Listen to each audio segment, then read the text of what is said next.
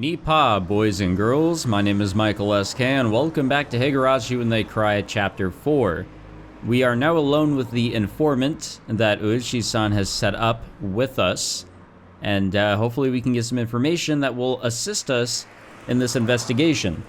And nothing really happened in the last episode except for a little bit of mahjong to show that, hey, we're serious. We mean business. Perhaps. I don't know. The informant named Sato-san had me get into his car before he set off. He favored narrow roads and made, numerous short left turns. 左折法による尾行確認ですか? 詳しいな。 Checking to see if you were being tailed by making left turns was a rather classic technique. If it was just a single pursuer, you can confirm it that way. But if you were being tailed as a team, this archaic method wouldn't let you shake them. Of course, doing it anyway was better than not. 赤坂君が何者かは旦那から何も聞いてないんだが、やっぱり警察関係かい？尾行確認に詳しいなんて、あとは探偵者くらいしか思いつかねえね。言わなければならないものでないなら拒否したい質問ですね。やれやれ。麻雀やってからすっかり雰囲気が大人びちまったな。会った時のあのおどおどしたあんたはどこ行っちゃったんだよ。Yeah, I smiled wryly. Looking back now, I had to be a little grateful for being made to play mahjong.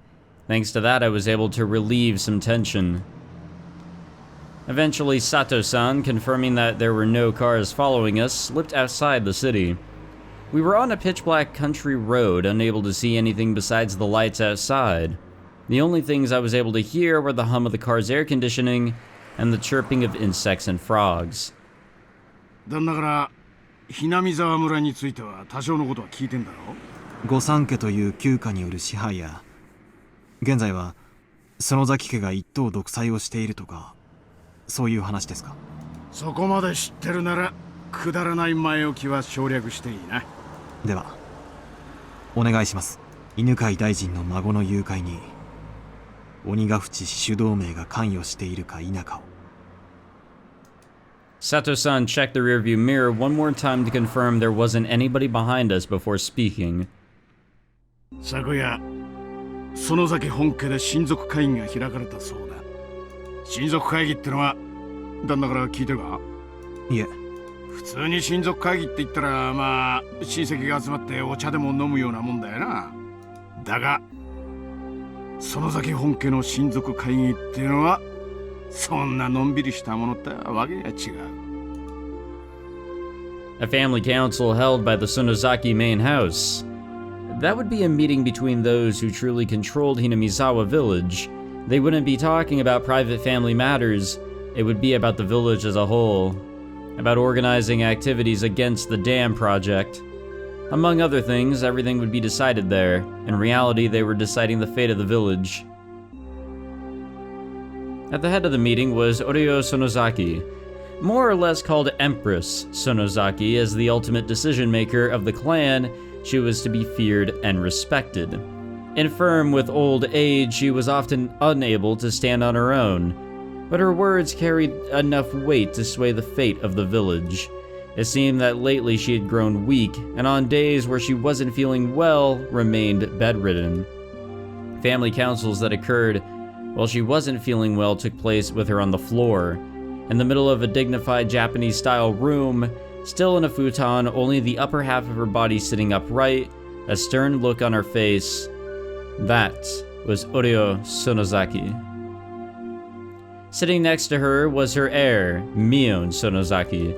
She was still young. No, young wasn't quite the right word. She was a girl who remained childish.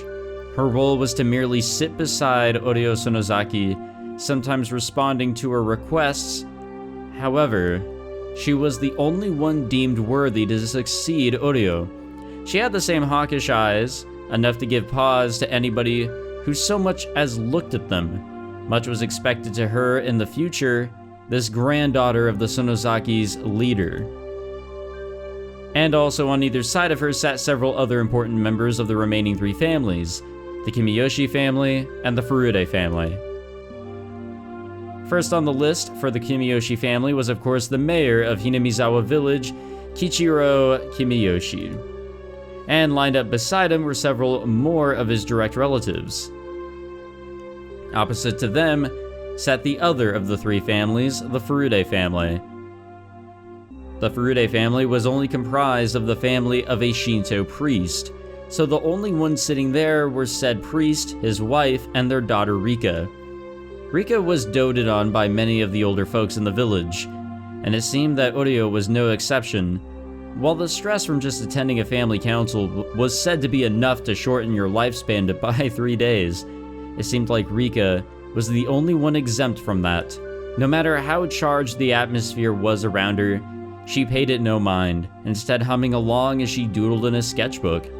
In fact, the night before, lying on her stomach while humming and doodling, she nonchalantly tucked her legs into Uryo's futon like it was a kotatsu. All this was the three families, and all around the room, lined row upon row, were relatives of the Sonozaki family. The only ones who were afforded cushions to sit on were direct relatives. The others were left to sit in the seiza position directly on the tatami mats. With Empress Sonozaki enshrined at the center, they were almost like a giant snake coiled around the room. It was decided that everybody would sit in order of their rank. The number of people from the Sonozaki family was overwhelming. The fact that the Sonozaki family held so many seats at a meeting where everything pertaining to the village was decided made determining where the balance of power was held in the three families as clear as day. The number of members in attendance from each of the families directly reflected how much influence they had in ruling Hinamizawa. その会議で何が話されたんですか? Sato-san, after remaining silent for a while, quietly began to speak.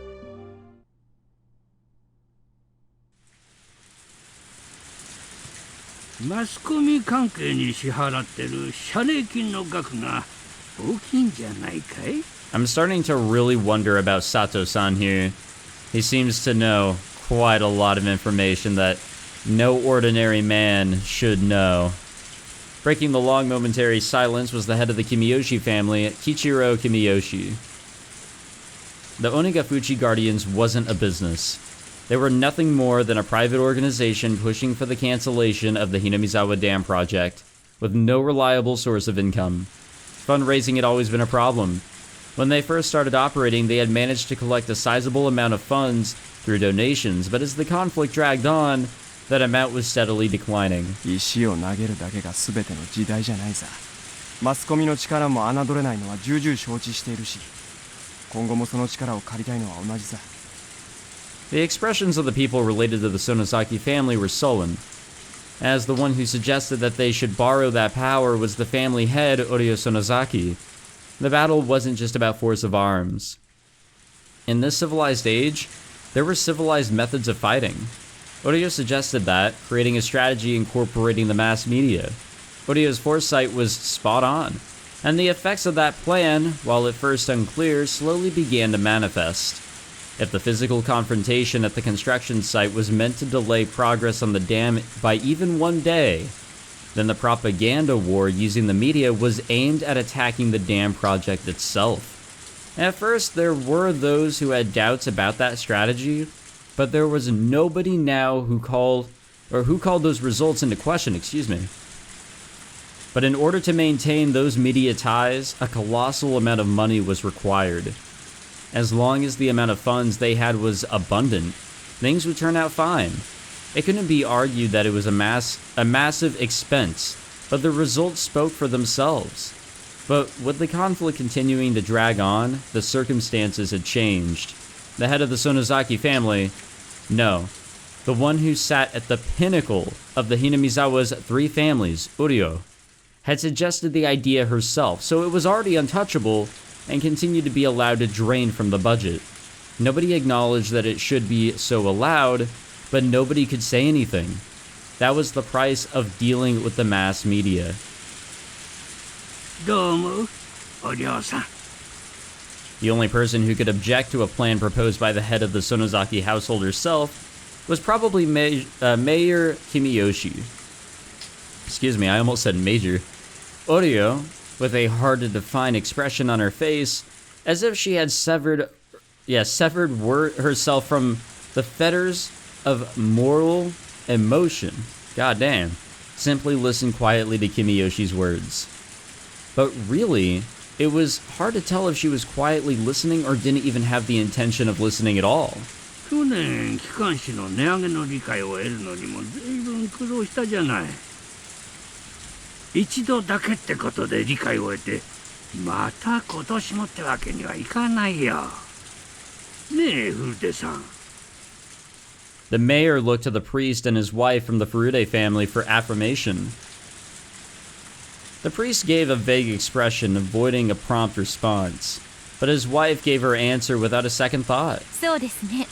機関士代は特に貧しい家には大きな負担になっています。みんな自分たちの村のためだからと耐えていますが、これ以上の値上げはやめた方がいいでしょうね。The bulletin was, as its name implied, a bulletin published by the Onagafuchi Guardians.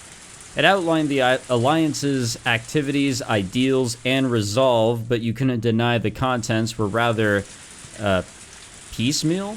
Yeah, let's go with that. That bulletin's main goal wasn't to inform people, but rather was something to sell to businesses and people living in the village or connected to it, and using those sales to collect funds.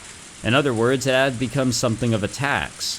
Of course, it didn't have to be said that this was one of the main sources for income or of income for the Onagafuchi Guardians. Originally, purchase was supposed to be voluntary, but in Hinamizawa, it had silently become the opposite.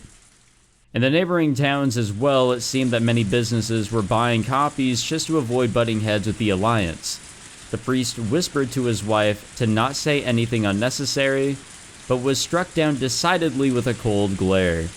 Cowering from that glare, the priest shut his mouth. God damn. Alright. The priest's wife always held the power in their relationship. Yeah, I see who has the pants. You better respect it.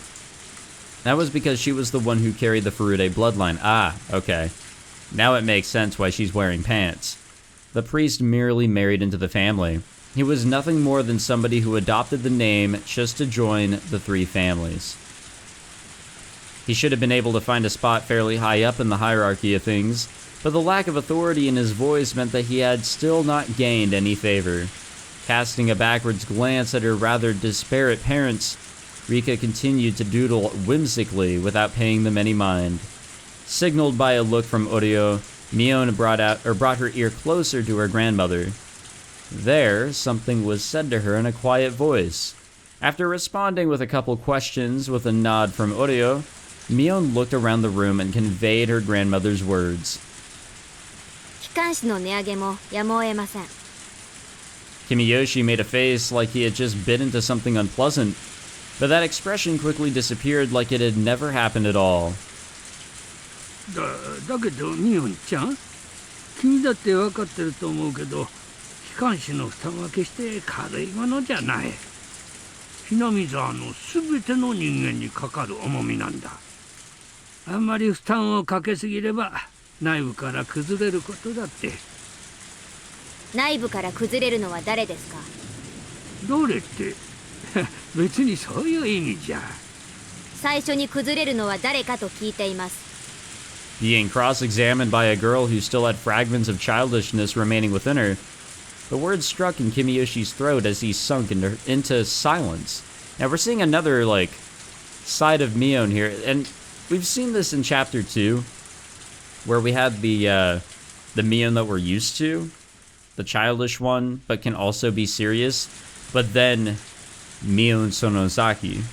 And I think we're seeing Mion Sonozaki here. Mion repeated her question once more, looking around the crowded room. Everybody refrained making eye contact to avoid being pierced by her gaze. The words that she had spoken were unarguably said in proxy for Oryo, and that's why when Mion spoke them, they carried the same weight. But the look in her eyes was different. Like Oryo's, they had a hawkish gaze, strong enough that anybody looking upon them would freeze in their tracks and yield. But that gaze was without question one that belonged to Mion herself. As Mion would eventually inherit everything from Oryo, The day when she would stand up as a young and capable leader in her own right would come. Nobody wanted to believe otherwise for even a minute. And that's why nobody even thought of Mion as just some sort of little kid. 君吉さん、機関士の値上げごときでは誰の決意も崩れませんよ。Kimiyoshi, while grumbling a little bit, made a gesture as if to say he had no objection. マスコミ関係への出費は継続とします。その出費がさらに圧迫となるようなら、機関士の値上げもやむを得ない。Mion had rendered her judgment. Everybody bowed their heads, silently listening to her words. 園崎家当主代行、園崎ミオンです。我が名において以上決定し、決定の効力は即日発行されるものとします。異議はこれを認めず、抵抗ある場合は実力をもって排除します。Well, yeah, this definitely seems like a democracy. The formal decree was read aloud, indicating her judgment. There would be no retrial, but there was a certain authority behind those words that even a courthouse couldn't compare to. If she was a judge, she would have banged her gavel, signaling that the matter was settled. Mion pulled out a large bell from inside her clothes and rang it. Everybody present could only prostrate themselves before the harsh sound of the bell. Interesting. なんとも大時代的な親族会議ですね。Bro, you can say that like 5 more times. あんたみたいな若いもんにはちょっと信じられないだろうけどね。こういう古い土地にはこんなのが未だ根強く残ってるもんさ。It was exactly as she had said. The old system of the 3 families had vanished. Excuse me. And now the Sonozaki family was running things by themselves. On top of that, their rule was borderline despotic. 会議はそれで終わりですか？いや、まだ続く。先を続けるよ。Oh yes, please. Eventually, after ringing of the bells ceased, there was a deafening silence. Within all of that, a lone man shuffled closer to Mion and whispered something in her ear. Mion asked several questions quietly in response. When she was satisfied, she motioned for the man to leave. The man who talked to Mion was a member of a gang that her father was the leader of. That organization had the entire area of Shishibone City under its control, so it was quite well known even here. Of course, this was talking about the criminal underworld, so it's not like just anybody would know. But just showing a patch with the gang symbol on it was enough to resolve any disputes in the neighborhood. Mion's biological father, Teoryo, was her daughter's husband. Wait, what? Hold up. What? Mion's biological father, Teoryo, was her daughter's husband. Oh, okay. Wait, what?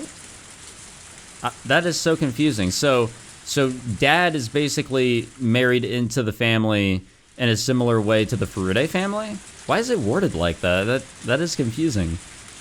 Sorry, it's also like, well, I guess it's not late at night, but it was a long day today. My mind isn't here. The power of the man's gang was the driving force that controlled the dark underbelly of the Onigafuji Guardians.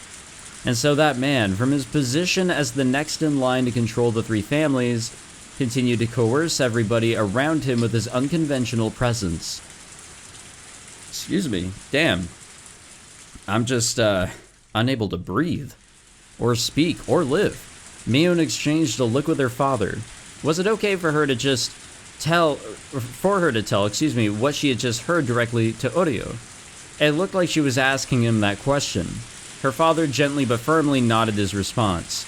Mion also nodded and then sidled, moved up to Oryo and informed her of something. Eventually, Mion finished conveying her message, separated herself from Oryo, and fixed her posture, waiting for Oryo to signal her response.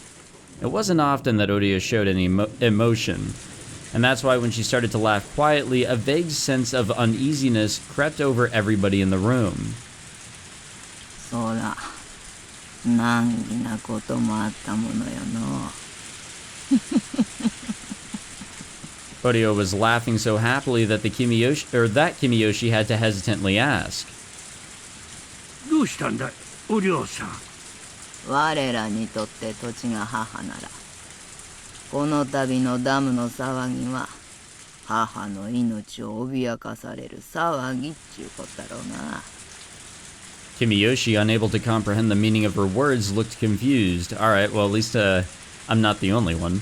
Oreo, with a wide grin on her face, turned towards everybody and addressed them in a clarion voice.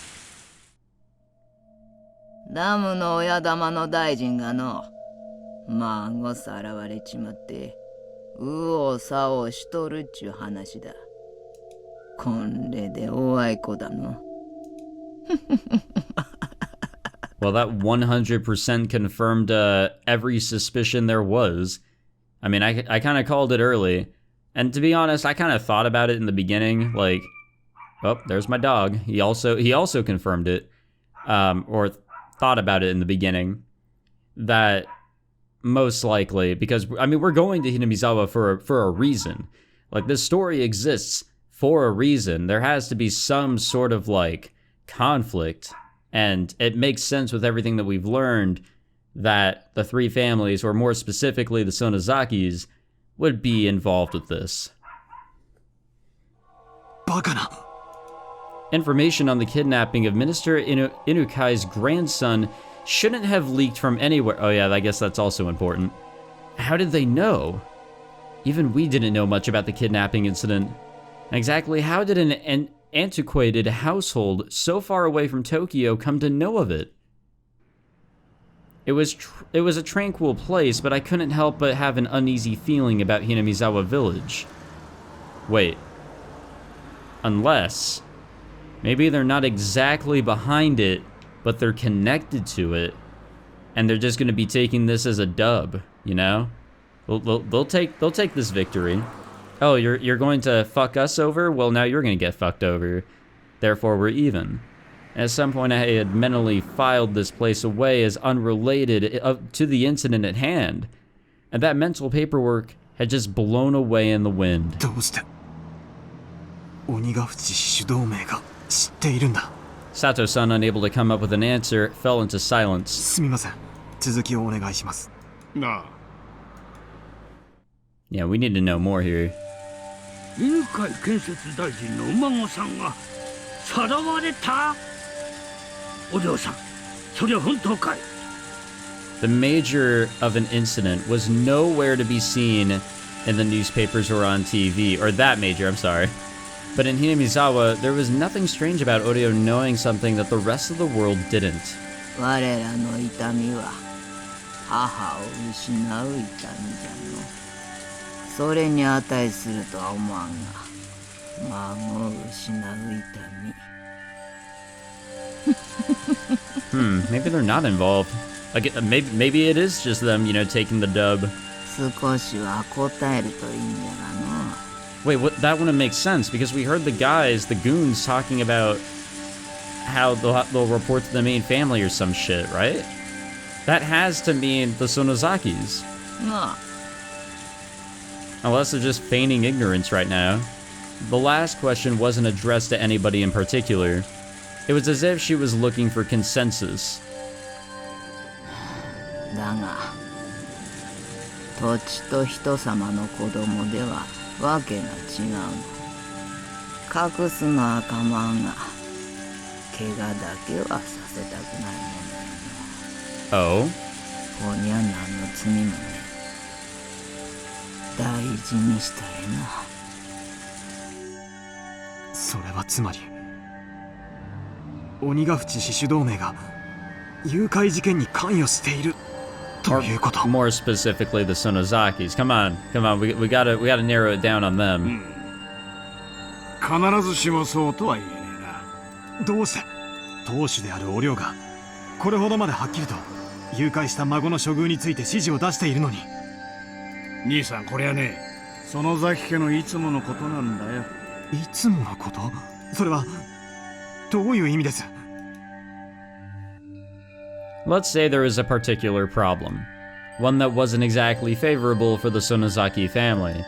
If Oreo shows concern over that particular problem, hearing that somebody who attended the family council would be helpful. and as a result, Orio's wish would be granted. However, neither Orio or anybody else would know who actually did it. With this kind of clever little ploy, the Sonozaki family was able to manipulate events even though they had their hands laid out on the table. Ah. では、親族会議に出席していた誰かが犯人ということですか？ I see what's going on. Oh, if only I had $100. And then, before the next meeting comes up, where did this $100 come from?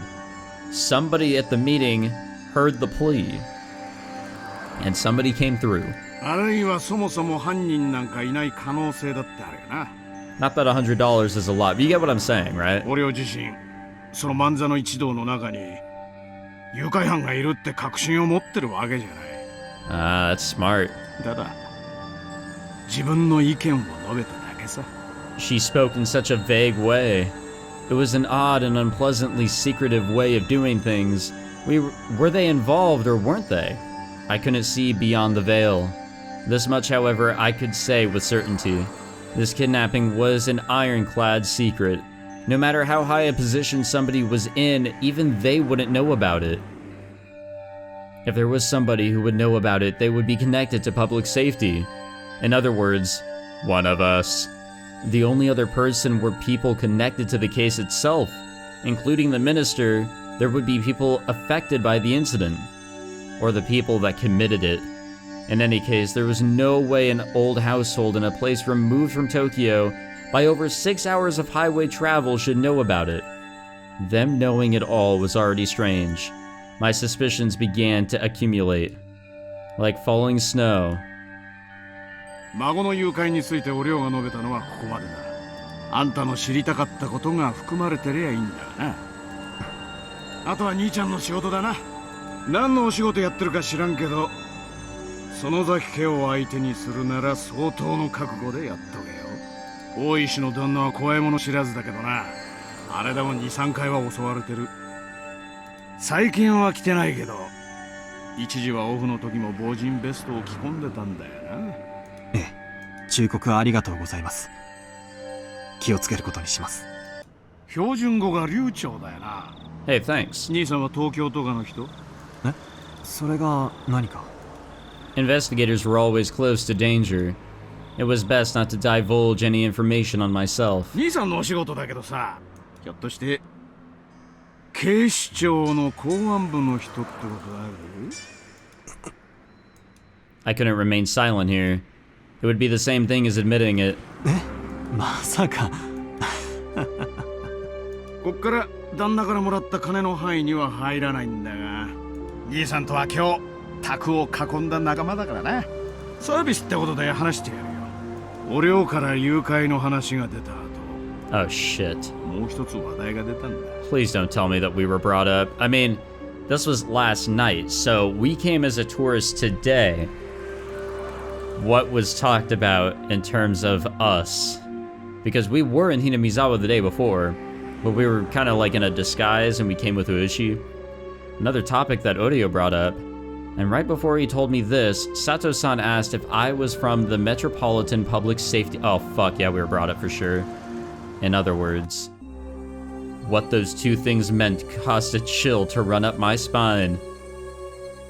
そんでな、大臣の孫さらったのを調べるために東京からはるばる公安の捜査官が派遣されてくるっちゅう話だ。 Fuck, this is how Rika knows. 公安の捜査官。大臣の孫の誘拐な、警視庁の公安部が独自で調べとるっちゅう話だ。はっ、大行なこったの。ん？どうした？ Rika, who had been drawing the entire time and was completely uninterested in the conversation up until now, looked at Orio with an interested face as soon as the topic of public safety came up. 警視庁が来たのですか？リカちゃまは警視庁も知ってなさるんかい。偉いの。誰が来たのですか？公安のどんなやつが来よったんか。誰ぞわかるやつはおらんかいな。 Mion's father raised his hand slightly. 新米の若造が一人と聞き及んでおります。のですか？んええ、はい。新米とか。Mion's father smiled wryly as he answered Rika's question. ほかほかのふっかふか。ええ。ほかほかのふっかふか。Rika smiled with interest. Why did Rika suddenly act interested only when it came to this topic? That was a question that apparently nobody had the answer to. リカちゃまはその男のこと何か知っているのかな？Uh-oh. 知んないのですよ。 Okay. I was expecting the other voice. After her rather flat reply, Rika buried herself underneath Orio's futon again. But when she buried herself there, Rika no longer started drawing again. Instead, she was making an expression like she was in deep contemplation. どうしますか、お母さん。Mion's father posed the question.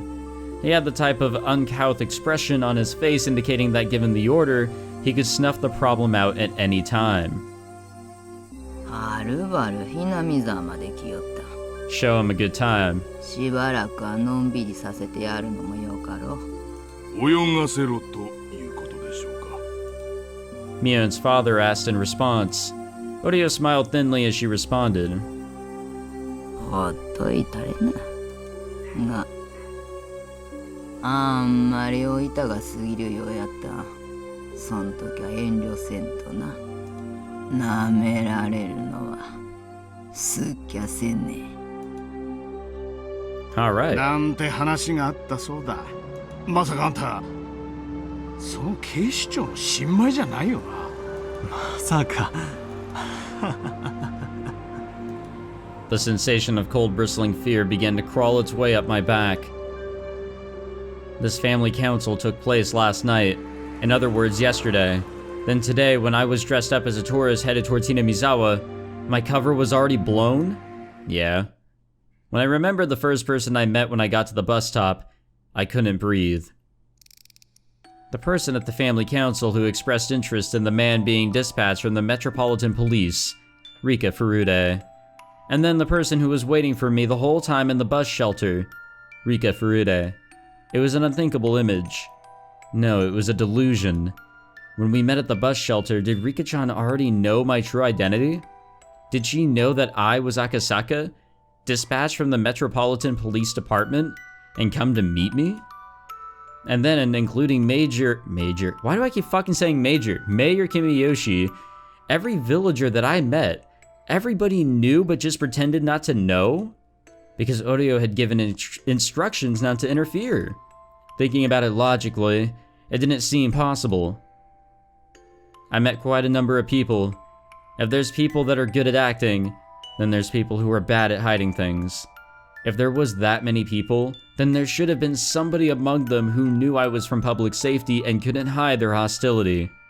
However, I didn't feel any presence like that. Are you fucking sure? But then, even still, why did Oreo tell them to leave me alone? Was it because if they were careless about it, it would only raise more suspicion? Or was it because they believed a rookie like me wouldn't be able to find anything? Akasaka is a coward. I recalled that strange voice, which could only make me believe that Rika-chan had been possessed. That unknown entity, no matter how you looked at it, knew my true identity from the get-go. And then, how did it warn me again? That's right, it warned me to hurry up and go back to Tokyo. Instead of the realistic worry that the Onigafuchi Guardians had discovered my identity, the absurd worry brought on by the unknown girl stuck with me more. What exactly was that girl? What was the thing I would eventually regret? That mysterious girl, Rika Furude. Let's stop this. Everything I was thinking of right now was merely conjecture. Tomorrow, first thing in the morning, I'll report everything I heard right now to HQ and await further orders. There was no mistaking that the possibility of the Onigafuchi Guardians were related to this case was there, and that the fact that my cover was blown meant I was in a precarious position. But as everybody at HQ was already extremely busy, they might not be able to spare the support. もういいかい？よければ好きなところまで送るよ。あ、すみません。では、お会いした元の駅までお願いします。 A rural road where even a street light was rare. I couldn't see anything. I wasn't aware of anything but the asphalt that was lit up by the headlights. Outside of that light, was it simply darkness? Or was there something lurking there, waiting to strike? I had to think I drew the short straw here. I wanted to go back to Tokyo. For some reason, the voice of the girl warning me to go back to Tokyo still lingered in my head. Damn, what a turn. I dig it though. I like that twist. It really just shows, you know, that there's so much to these families, especially the Sonozakis, that I just don't understand. Maybe I'm the naive one. We have 3 tips to go through. God damn it. I wanted to end the episode soon. Mahjong Prodigy was this achievement. I guess we'll run through these real quick and we'll end the episode here. The investigation runs aground. Yeehaw, am I right?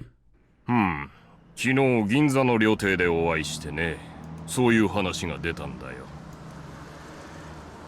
別室の謁見でしょう。連中、公安に干渉しすぎですよ。あまり迎合すると悪い洗礼を残しますね。犬飼大臣は公安の動きに不快感をあらわにしているらしい。多分月曜の町議で次官からその旨の話が出るんじゃないかと思う。参ったな。次官へは局長級に話つけてもらうしかないですよ。給料を多くもらってる人の当然の仕事ってことで。まあそうなると局長からは絶対に大臣脅迫の物証を求められるよな。あの人たまにどっちの味方か分かんなくなりますね。うちらの味方しなくてどうすんのっての。まあ多分大臣を経由しての圧力だと思ってるけどね。俺が時間室で油汗かいて時間稼ぐ間に調査進めてもらうしかないよな。全身の汗絞られて絞りかすになっちゃうかもしれないけどな。でどうなの、調査の進行は。期待してた濃厚なラインがことごとく外れて正直途方に暮れてます。最近の大臣発言をまとめると、Hinamizawaダムの計画の話が目立つっていう報告を聞いたけど、それはどうなの？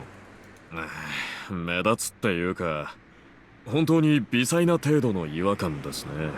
たまたま県議連でのスピーチだったから時事ネタを話しただけかもしれないし。確か地元団体が過激に抵抗してるってやつだっけ？鬼ヶ淵死守同盟。確か赤坂君に調べてもらってたよね。僕は連中には今回の事件は起こせないと踏んでいます。ですが疑わしいところのほとんどが真っ白な以上、疑いの枠から外すわけにはいかないかもですね。赤坂君からはその可能性は否定できないとの軽い報告は受けています。なら調べてみる価値はあるんじゃないの？しらみつぶしなんだから、残る疑わしい団体がそこ一つならやるしかないでしょ。まあ調べる団体はそこだけじゃないんですがね。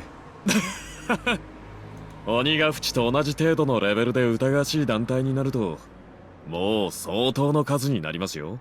人手も時間も残業代も全然足りません。赤坂君からさ、もうちょっと詳しく聞いてみてよ。俺はちょっと要注意に感じるけどな、その死守同盟。彼、村人とうまく接触できたって連絡してきました。現地の警察とも連携できてるみたいですね。Yeah, somewhat. 赤坂君との連絡密にしてください。それで彼からの情報が引っかかるようであれば増援を送ることもありということで。わかりました。すいません、片岡市長。局長からお電話です。こっちに回しますか？ああ、いい、そっち行きます。もしもし。 Well, it's good to know that reinforcements is definitely a possibility compared to what we originally thought. What's in the box? Oh fuck. I don't like that. I've played a lot of, you know, games and shit that have kind of made me wary of boxes. Do you believe that there are choices in life? There are many people who lament the following: if there only existed points in life where there were clear choices to make, we would be able to scrutinize those carefully and make decisions that would lead us to a better future. Every time I hear people lament as such, I cast it off as a rather trivial worry. Even if you were given a clear choice, it wouldn't be meaningful at all, and there wouldn't be any such path to a better future. Is this hard to understand? Then let's pretend that in front of you there are two strange boxes. In other words, you have two clear choices. Do you open the red box or the blue box? A lot of things would be uncertain even with that choice, wouldn't they? If you don't have the option of opening neither, then your choice boils down to the natural impulse of opening the box that holds the better result for you. And then after examining the shape and features of each, and pondering a great many things, you have to pick either the red or the blue. If this was you, which box would you open? Red or blue? If you were going by the traditional meanings, then red would be dangerous, threatening, or it would be a dangerous, threatening color, yeah, but it could also be a trick, a mind trick. Plus I like the color red, I would choose red. However, that doesn't automatically mean that it would be calm and relaxing inside the blue box either. In fact, it might even be that the colors are a trap, make you wary of the red box, and have you open the blue. A trap? Could it be the contents of the box aren't a reward but rather a penalty? See, now you're at a loss. You're so conflicted over the choice between red and blue that you've started wishing there was an option to open neither and just leave. But there isn't. You have to open either the red box or the blue box. Oh, I forgot to say this, but if you choose one box, the other will disappear, so you'll never know the contents of the box you don't open. I'll just put that rule at the end there for you. Now, why don't you choose the red box or the blue box? That's alright, you won't lose anything by picking either one. Come on now. Oh, I guess it's true. I did choose that, like, in the beginning that it would highlight the one that you're supposed to go for to avoid a bad ending. I guess you don't really lose anything if you choose either one. I'm gonna go for red. Have you thought about it? In the end, you chose this color, didn't you? I mean, I'm not gonna sit here and fucking ponder for like a good episode or so about which color I should go for out on box. As soon as you chose, the other box disappeared, so you can give up on the contents of that one, okay? That's the rule. Now open up the box you chose. Inside the box there was a piece of caramel. I know you're a little disappointed. Well, that's only natural. No matter how you look at it, it looks like you drew the dud. The correct box may have been a bar of chocolate in it for all you know. No, in fact, something incredible like a pair of tickets to Hawaii might have been in there.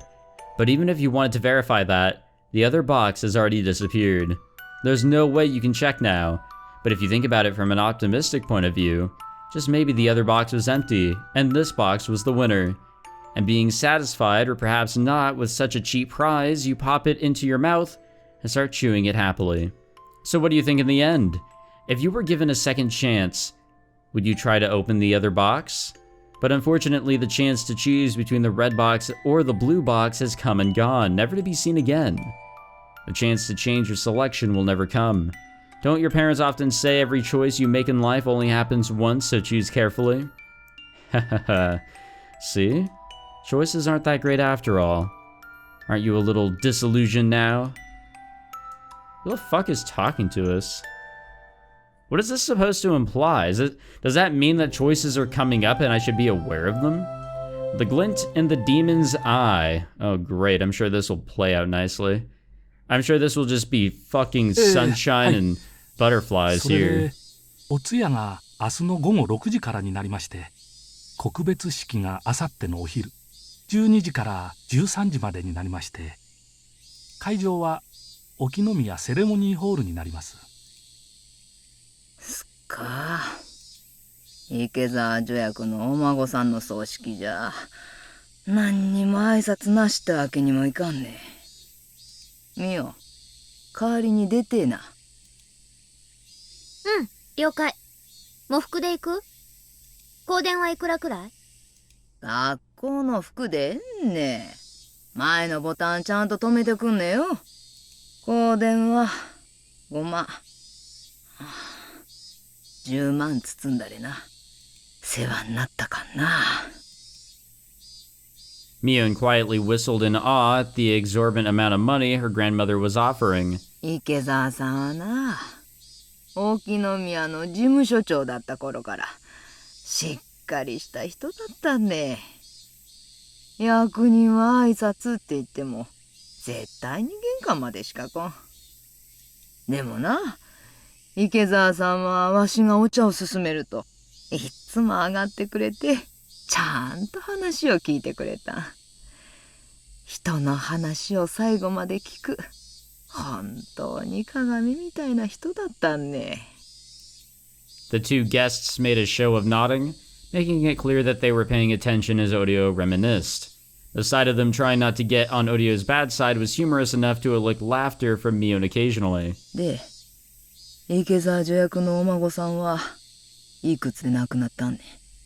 11歳だそうで。Odio closed her eyes and shook her head lightly, lamenting the loss of such a young life. 確か孫は一人だ言うてんな。かわいそうにな。親より先に死ぬほどの親不幸あるめな。ばっちゃんも他人には優しいね。あたしやシオンが死んだら同じように悲しんでくれる？アホん抜かすんでね。演技でもねすったなんとシャラーあったく。Having got the reaction she expected, Mion cackled. The two guests, unsure if they were supposed to laugh along, instead forced awkward smiles. それでは本日は失礼いたします。では明日の夕方5時にお迎えに参りますんで、よろしくお願いいたします。ではごめんくださいませ。After bowing their heads repeatedly, the guests left by the front door. Mion saw them off, waving her little hand goodbye. 帰ったよ。お役人もばっちゃのご機嫌伺いに大変だね。不法なんか電話でいいと思うのにね。Well, it was true that Uryo Sonozaki was a central person for both her relatives and the residents of Hinamizawa village as a whole. As a voting bloc, they numbered in the several thousands. It wasn't hard to imagine the mayor would try to pander to her. Unlike Mion, however, Uryo was looking up longingly at the sky from the veranda. どうしたの？猛録した？誰のお孫さんであろうと気の毒だのう思ったんよ。 Saying that, she let out a deep sigh, excuse me. So I guess in the end, Uryo may be the mistress or empress, excuse me, not the mistress. That's totally different. The empress that she is titled to be, but yeah, at the end, she's also a parent. Mion was let down, as normally her grandmother would have scolded her for her attitude. ミオ、俺、例の大臣の孫、さらわれてからどのくらいになる？4日かな。Uryo let out another deep sigh. 旧敵の孫とはいえ、気の毒だな。そう。十分気はせいたんろ。そろそろ終わりにしちゃれな。The playful expression drained from Mion's face, leaving behind a stern one. And then, as if to ascertain Uryo's will, looked into her eyes. Uryo, expressing her intention with only those eyes, looked back into Mion's. お茶が欲しいんで頼んでな。さっきのチョコレートも食べといね。Mion gave a small nod and then turned around. シミコさん、いますか？ばっちゃに紅茶入れてあげてください。 From far away, a voice responded in the affirmative. Mion, after confirming she had been heard, picked up the phone and began dialing. あ、もしもし？ミオンだけど。うちのお父さん、います。Uh-oh. Wonder what direction that's gonna go in, and I guess we'll have to figure it out next time. We'll jump into the next section here so I can save the game and not have to worry about trying to reload and skip that. But yeah, thank you for watching this episode, guys. Hope you all enjoyed. If you did, be sure to leave a like, subscribe, all that fancy jazz, and we definitely got a lot of information, I would say, about what's going on right now. And definitely some better insight on things. Does Does make me consider some other things. But yeah, thank you for watching, guys. If you enjoyed, be sure to leave a like, subscribe, all that fancy jazz. I don't know if I just said that. I'm losing my mind, but I'll see you guys next time. Take it easy.